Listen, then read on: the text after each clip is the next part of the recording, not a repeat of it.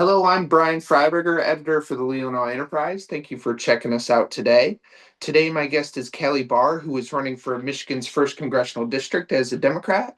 Barr is squaring off against candidates Wayne Stiles and Kyle Bloomquist in the August 4th primary. The general election will occur on November 3rd.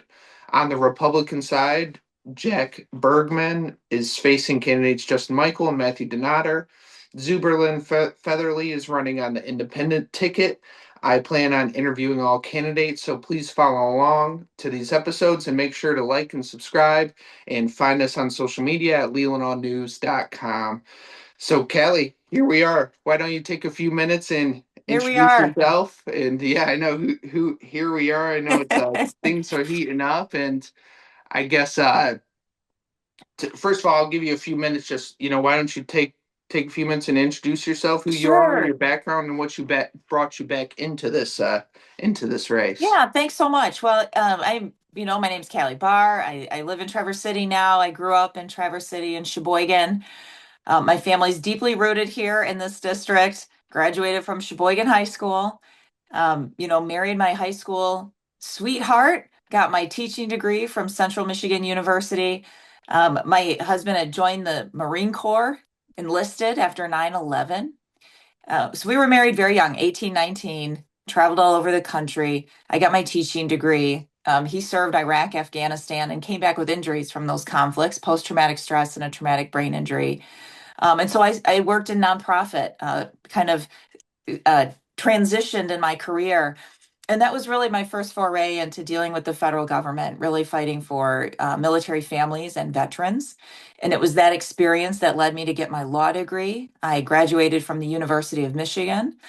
I then worked as a litigation attorney and helping to get veterans free legal services, and really felt like in our district, in our home, we didn't have the representation and the voice that we deserved. Our incumbent right now, Jack Bergman, hasn't had a public town hall in over 8 years. And having fought for veterans and veteran services, I was acutely aware of how, for folks like me, like as an enlisted spouse, we really did not have a voice, and we continue not to when we have someone who's really not from here, doesn't live here, and not advocating for rural upper and northern Michigan. So I ran for Congress in 2024, and we did see some gains in that cycle when I could talk to folks. Our message resonated. We're running on an affordable life. It's a very simple platform. We see the urgency of that every single day. We've got gas prices up. We've seen cuts now to Medicaid. I have people that can't afford their health insurance, can't afford housing, can't afford food. It's the first time in modern American history the federal government hasn't guaranteed that the elderly, the disabled, and children will have access to food. And Jack Bergman did that on purpose. He gave tax breaks to the wealthiest people that have ever existed and did it on our backs. And so enough's enough. It's time for a change. And that's what this campaign is all about. Okay, and we gotta get to through August 4th here. So I guess what makes you different than opponents Wayne Stiles and Kyle Bloomquist? So we've built a campaign team here. We've built a coalition that can win this seat and can deliver for the people here. I'm the only candidate on this side of the ticket that's endorsed by labor. I'm proud to be endorsed by UAW, by the Teachers Union NEA, by the NEA, by the Michigan Building Trades, by the Northern Michigan Building Trades, IBEW, UA85. This campaign is endorsed by Bart Stupek, who was a representative here for over 18 years, and served as a legislator for over 2 decades. We're endorsed by local county officials, including like the Marquette County Sheriff. So I'm excited about the coalition that we've built around the district of support for this race by working people. And when I look at what it takes to even govern, I have a staff of folks who live here.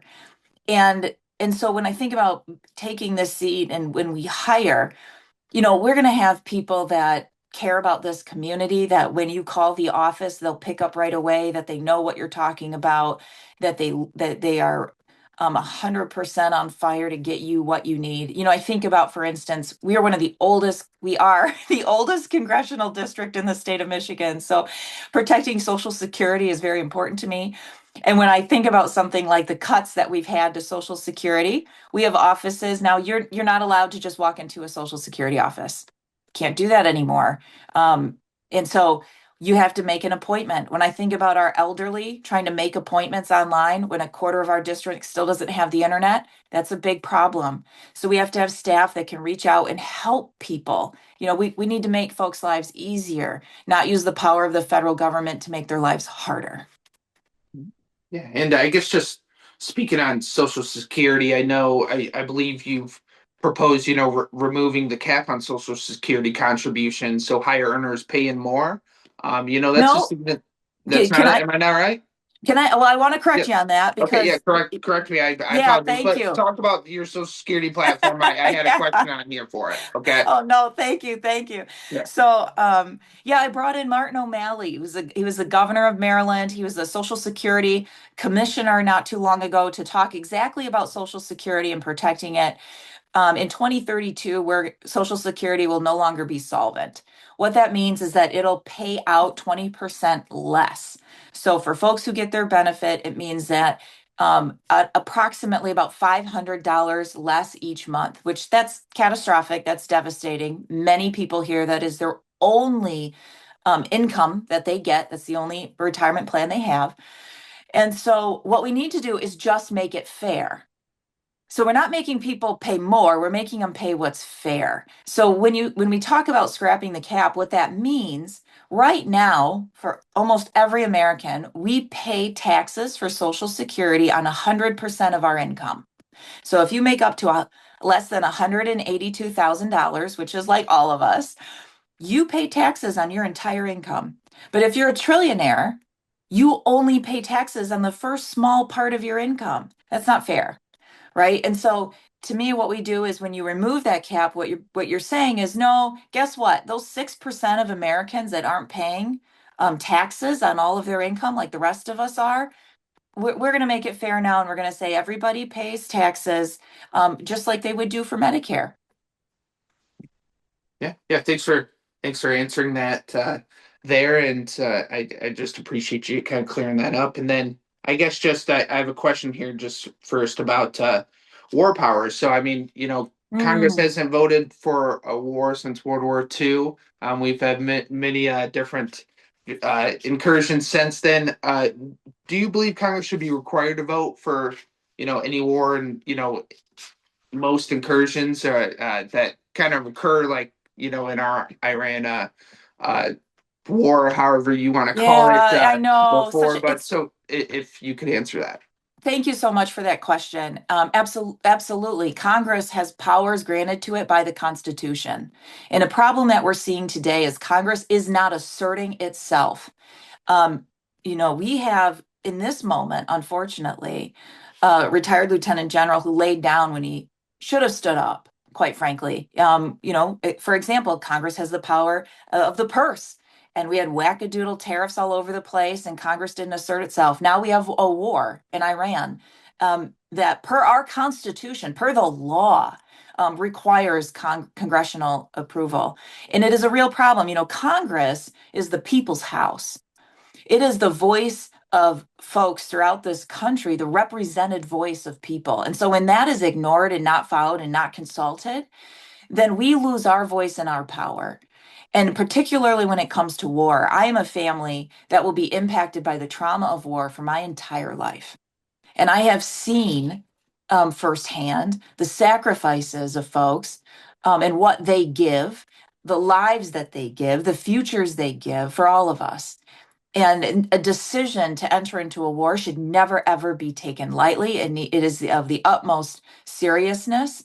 And I am deeply concerned because we entered into a conflict at a time when we were firing people from the military, our top generals who have experience in the Middle East. We fired people simply because they were Black or brown or women.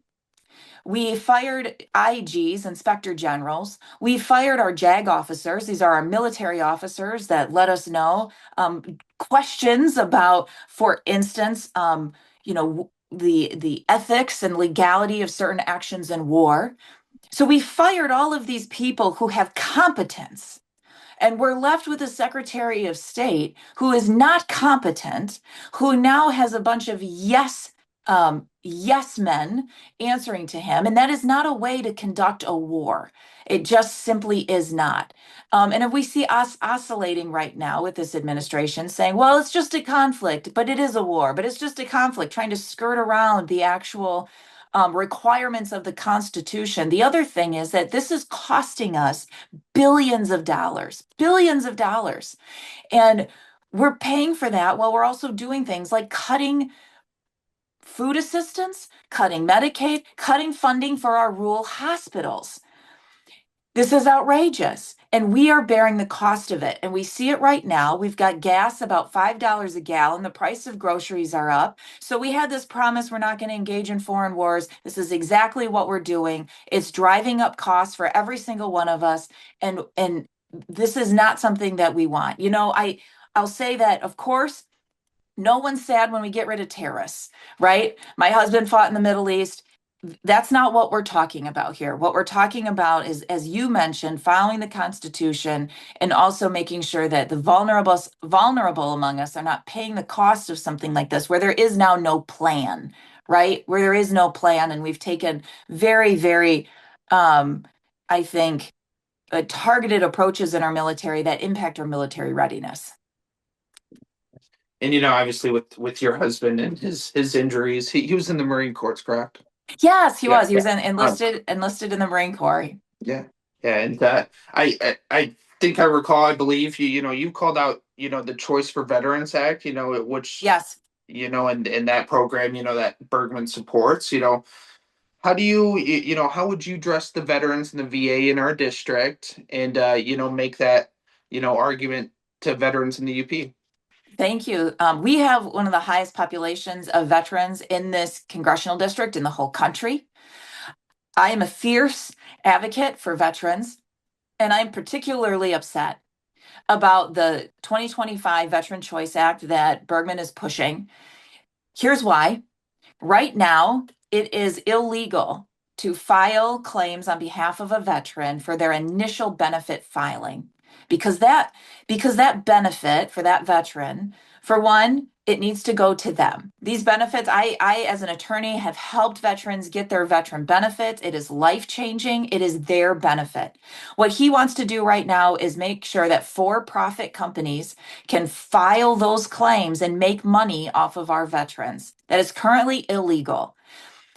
Why is this a problem? The companies that he's pushing to allow to do this have been cited by 43 attorney generals in throughout the country as companies that take advantage of veterans, that are bad for business. These are folks that have come through and then they take the entire benefit from the veteran. They're crooked.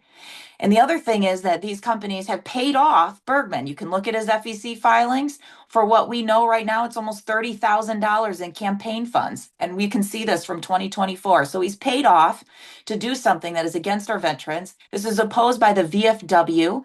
This is not good. Now, for me, what we need to do is take care of our veterans, make sure claim sharks can't come after them.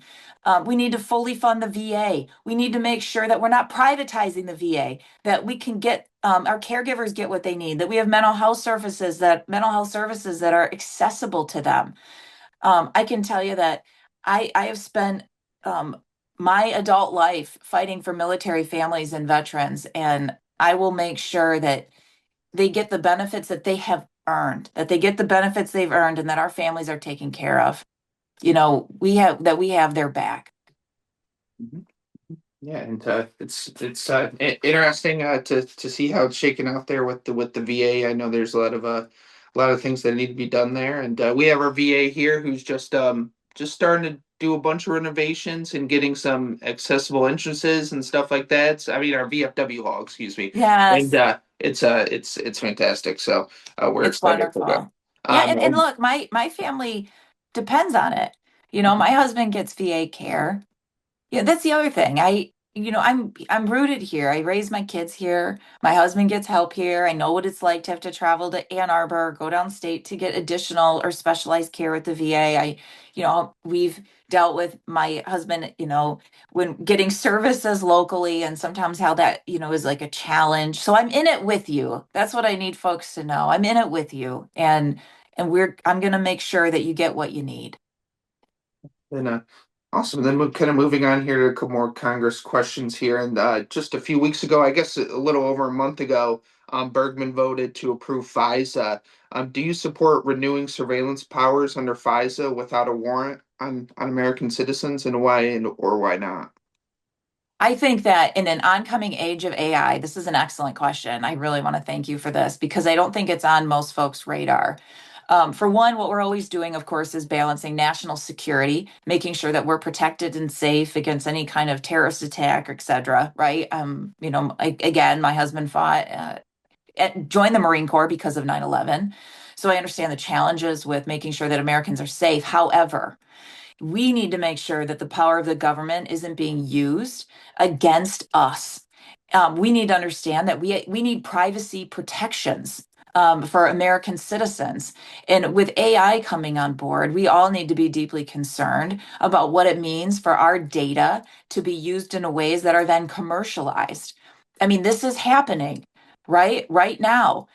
Even when we look, our top six companies globally are data companies because they take our data, they use it, and they make a tremendous amount of money off of it. And what I want to know is where's the benefit that we get from this, right? And how do we make sure that we are protected?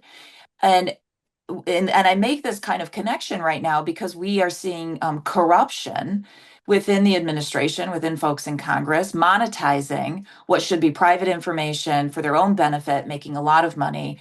And so it's deeply concerning to think about a federal government that's not following the law, that's not following the Constitution, and then has unprecedented ability to surveil its own citizens.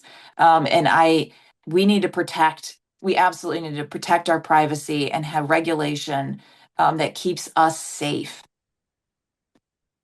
Then I guess kind of moving on to congressional ethics. Should members of Congress face stricter ethics rules, including bans on trading individual stocks or betting on financial markets? And given the recent ethics complaint filed against Bergman's staff, what standards should a congressman be held to? Yeah, absolutely. Yes, we need to ban the trading of private stocks. Absolutely. Absolutely. The thing is, when you are elected to office, it's not your shot to just enrich yourself.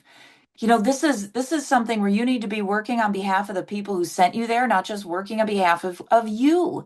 This is bigger than you. Yes, Jack Bergman had an ethics complaint filed against him with the House Ethics Committee.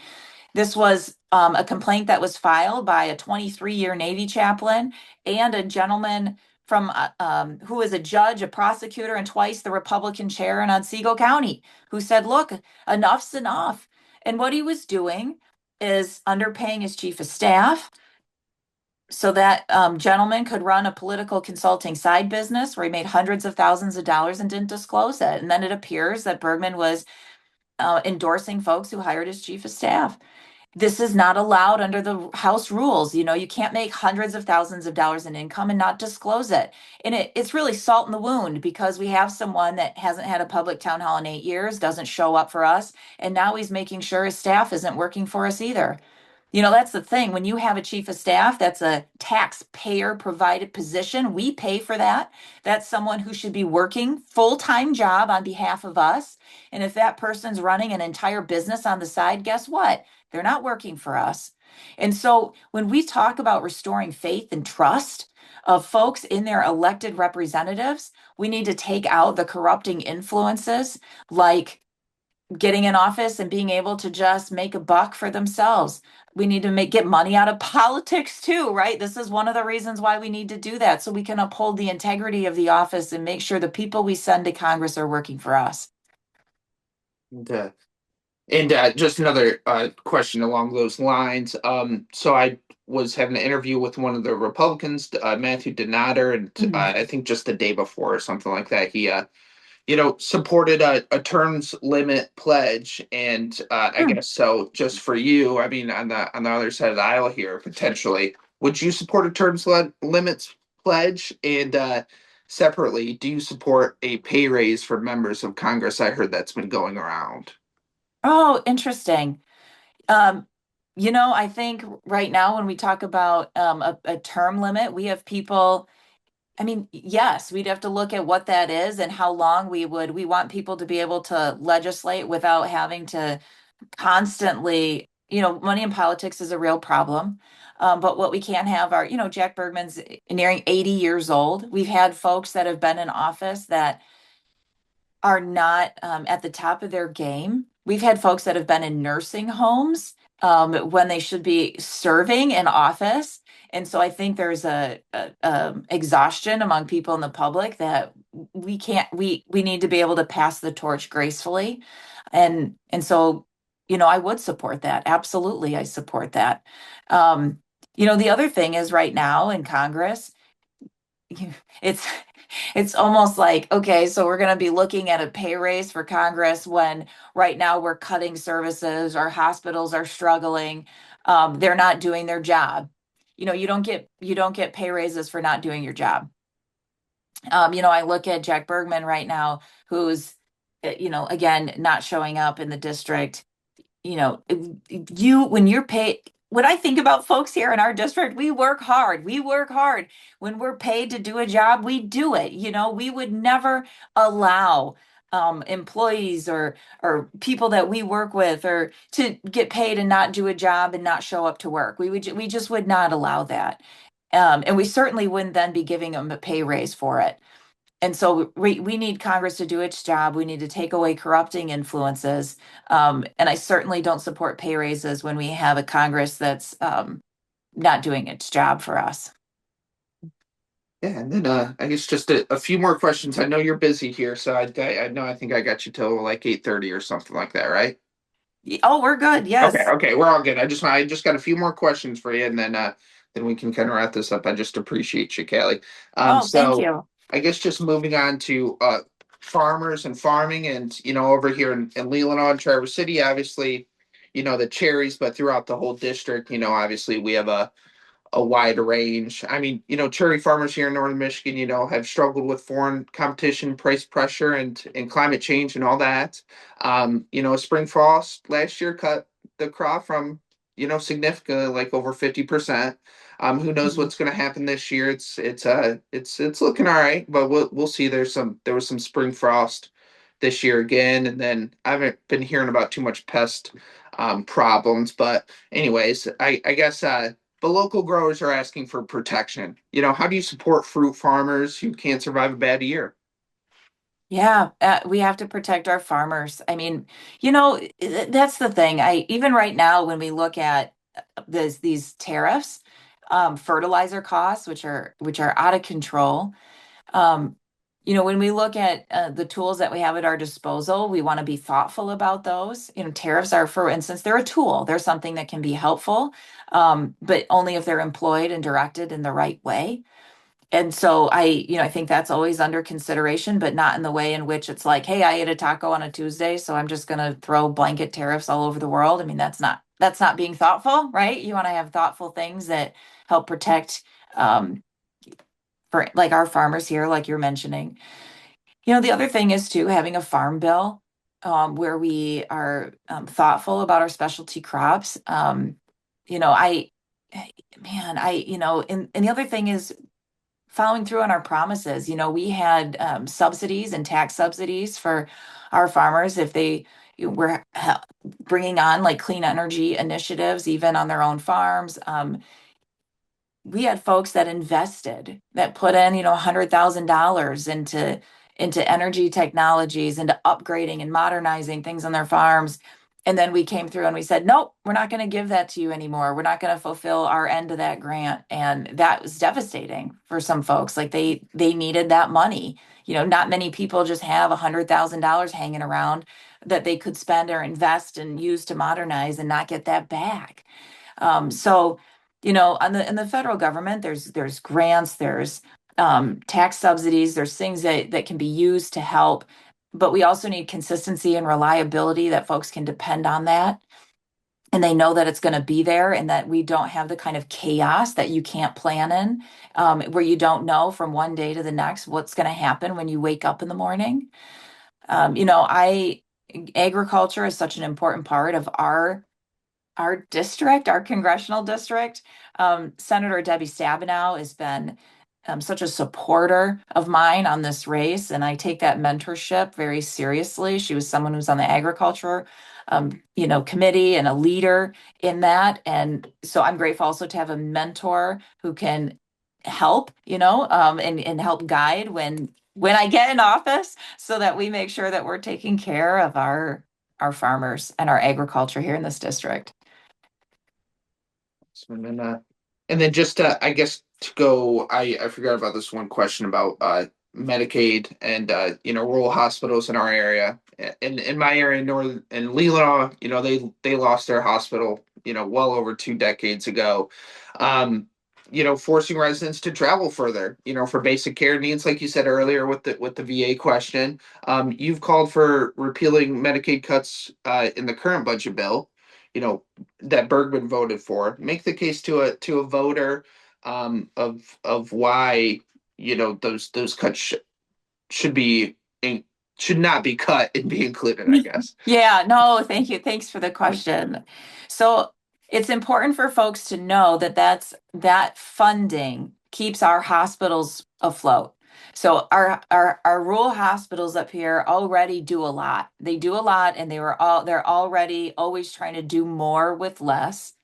And these Medicaid cuts are devastating to our rural hospitals. They will not survive. Our rural hospitals will not survive if we don't take care of this problem that has been created by Jack Bergman. I cannot stress that enough. Already in the past year and a half, we have lost 3 labor and deliveries in this district. That means places for women to go and have babies. We're not offering it anymore because we can't afford it, because OB care is not something that makes money. And so hospitals cut back on services and programs because they have to project out a budget. And if they can't pay for it, guess what? We don't get it. Now, the thing is, I sometimes people go, "Hey, I don't get Medicaid." And, so I don't, what's it matter to me? Well, the problem is that when you take that away, we have folks that still get sick. They will still go to the doctor, but now what's going to happen is that that hospital is not going to get paid for that care. It is called uncompensated care. And so a hospital cannot continue to absorb those costs and stay afloat. So this is a real problem. And on top of the impending Medicaid cuts, which will really hit in 2027, to be clear, we are already seeing people losing their coverage. But we're not even hit like we will be. But in addition, the ACA subsidies were not extended. And what that has meant is that a lot of folks here can no longer afford their health insurance. So if you are 60, you're on about a 60,000 annual income, we see an average increase of insurance premium of about 260%. So if you're on a fixed income, this is really, really hard and difficult, challenging to then maintain your insurance. So I talk to folks all over that when those subsidies weren't extended, that means help to buy insurance on the marketplace, couldn't afford it. So we have people that dropped insurance, only covering maybe their children, not themselves, maybe only covering a spouse, but can't even afford a COBRA policy, which is $900 a month. So again, these are folks now that don't have health insurance, but when they're sick, they still go to the doctor. They still have to go to a hospital. And increasingly, what's going to happen is we're not going to have a hospital available to them. So it's outrageous that these cuts were voted for. And then you think about this, you think about, we made these cuts, but then we have no problem throwing billions of dollars in Iran, right? So we need to get our priorities here and making sure that folks here at home in one of our oldest populations, where we want to encourage young families to come, we need hospitals they can have babies in. We need hospitals for our elderly. If they have a stroke, it's not 4 hours to get to. So that's exactly why I'm calling to not to, fund Medicaid like we need to. In general, though, we need we need health care that people can have access to from birth to death. I mean, this is a human right. And yeah, no, it's interesting times, interesting place, and I we're going on a nation's anniversary here of 250 years, I guess. We are. What does America 250 mean to you? Yeah, we're coming up on 250 years. You know, at our founding, we said all people are equal. All people should have a shot for life, liberty, for the pursuit of happiness. This was a really outrageous idea in its time. I think we forget that. It was outrageous because the world was ruled by rigid class systems where some people believed they were ordained by God to be better than other people, that some people mattered less. And so when we said, "Hey, everybody's equal, everybody should have a shot," it was so revolutionary. It was so audacious that it inspired worldwide revolution. It kicked kings off their thrones. And over 250 years, we've gone back and answered that question over and over. Do you really think all people are worth it? Do you really think everybody should have a shot? We fight the Civil War. We have the Civil Rights Movement. We have women's suffrage. We have the labor movement, where again and again we come back and answer that question. Do we think all people are equal? Do we think all people should have a shot? As we enter our 250th year, we are again at a place where we have to decide how we're going to answer that question. Do we still believe all people are equal? Do we still believe that every single one of us should have a shot? Because if we do, then we have to right what is the greatest income inequality in modern American history. We got to make sure that we have a voice, a real voice in the next 100 to 200 years as we are looking at rapid changes in technology, as we look at AI coming on board, as we see the consolidation of wealth and power into the hands of a very few. It is time for folks to to claim to claim their birthright and to say that we matter, and that we are going to have rights, that we're going to have privacy, that we're going to have the ability to afford life, that we can afford life, that we that promise that was made, life, liberty, pursuit of happiness, that still rings true for all of us. And it'll be how are you going to be celebrating this year? I know it's not going to be normal. You'll probably be at a parade or somewhere Oh, campaigning, but not one parade, parades, parades, yeah, yeah. parades. I mean, I, we're planning on it. We're going to be in a lot of parades. We're going to have a lot of candy. I always have to convince my children, no, you need to part with the candy. You need to throw the candy out. They like to walk and just eat. A yeah, lot yeah, of parades. No, yeah. it'll be great. It'll be really great. Yeah, and I know this is what I believe your second time around in the circuit here. How do you, the biggest congressional district this side of the Mississippi? How do you tackle that? That's right. Oh, well, I have such a great team. I have such a great team of people who are so on board with this race. And so we have folks that are going to walk in parades all around this district. I'm hitting several myself, but getting visibility, meeting with people, celebrating this country because we love this country. That's what this is about. We love this country, and so it'll be really wonderful to with our team kind of take a moment and hope folks can join us, can join this campaign, join this effort that we're in at a really special time in our country's history. And then I guess just to kind of end on this, Illinois is one of the most engaged voter bases in per capita in the district. Obviously, you lost to Bergman in 2024. I know you want to get your get back on that. And but what's your closing argument for why 2026 is different and why you're the Democrat who can actually win this seat? Woo! So yes. Well, I'll tell you, we did some good things in 2024. It was one of the only places in Michigan during that election that actually shifted left. That means in folks willing here to vote for someone on the Democratic ticket. I increased the voting base by 40,000 people. Leelanau County flipped in voting for our campaign. I was the first woman Democratic nominee in the history of this district. I want to be clear when I use those stats, though, that this is not a seat for Republicans or Democrats. This is a seat for the people of Upper and Northern Michigan. And this race is going to take it all the way because we are seeing now The chaos at the federal level, the inability to govern and lead by Jack Bergman, his terrible votes that have hurt us here in this district, our medical care, the gas prices, the hurt on our farmers and our small businesses, which can't thrive in this kind of chaos. So we also have corruption. We have an ethics complaint that's been filed, and Republican lawmakers in the Upper Peninsula that withdrew their support from Jack Bergman. They said he was a liar and he does not make good decisions for the people of the Upper Peninsula. So we're in an environment where people have had enough. Enough is enough, and we're ready for change. And that's what this campaign is. We have the infrastructure, the support, the coalition that we have built in order to take this seat back for us, to fight for an affordable life.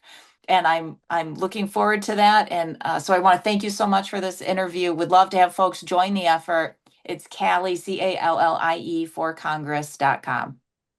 Okay, awesome. Well, that's Callie Barr, Democratic candidate for Michigan's first congressional district. The primary is August 4th once again. Stay with the Leelanau Enterprise as we continue interviewing all candidates in this race. Like and subscribe, and find us at leelanaunews.com. Thank you again, Callie. We wish you the best of luck. Thank you so Okay. much. This Yep. was great. Thank Yep. you. Have a good one. You too. Thank you. Bye-bye. Bye.